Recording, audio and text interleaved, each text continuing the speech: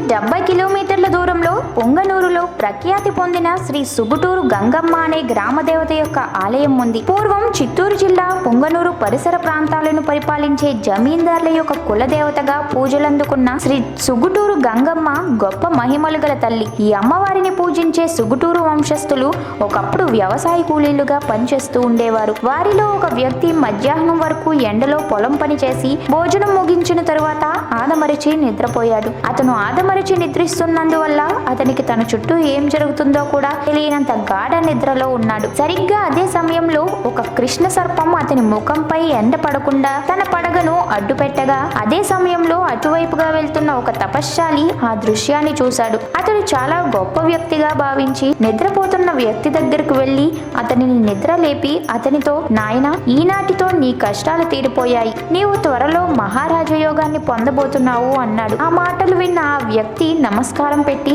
అయ్యా, మాకు ఎంత కష్టపడ్డా పొట్ట నిండడమే గగనం అయిపోతుంది, ఇక నేను జమీందారుని ఎలా అవుతాను అన్నాడు. అప్పుడు ఆ వ్యక్తి కళ్ళు మూసుకొని ఏదో ఆలోచించి ఇలా చెప్పాడు, నీవు ఇక్కడికి దగ్గరలో ఉన్న కొండపాదం వద్ద ఏనాడో విజయనగర ప్రభువులు దాచిపెట్టిన బంగారు నిధి ఉంది. ఆ నిధిని త్రవ్వి తీసుకో. ఆ సంపదతో నీ జమీందారి స్థానాన్ని స్థాపించుకో. అంతేకాదు, ఆ నిధి ఉన్న పెట్టెలోనే మహాశక్తివంతురాలైన గంగమ్మ తల్లి విగ్రహం కూడా ఉంటుంది. ఆ విగ్రహానికి గుడి కట్టి పూజలు చెయ్యి, ఇకపై నీకు ఎదురు అనేదే ఉండదు అని చెప్పి ఆ వ్యక్తి అంతర్ధానమయ్యాడు. ఆ తరువాత ఒక శుభముహూర్తంలో ఆ వ్యక్తి కొండపాదం వద్దకు వెళ్లి తవ్వి చూడగా ఒక టేకు పెట్టెలో నవరత్నాలు, అమూల్యమైన వజ్రాభరణాలు, గంగమ్మ తల్లి విగ్రహం కనిపించాయి. వాటిని తీసుకుని ఆనందంగా ఇంటికి చేరాడు. తరువాత గుప్త నిధి ద్వారా లభించిన సంపదతో ఆ వ్యక్తి జమీందారు అయ్యి రాజ్యాన్ని స్థాపించాడు. పొంగనూరు గ్రామంలో ఒక ఆలయాన్ని నిర్మించి దానిలో గంగమ్మ తల్లిని ప్రతిష్ఠించాడు. భోషానంలో దొరికిన గంగమ్మ తల్లి విగ్రహాన్ని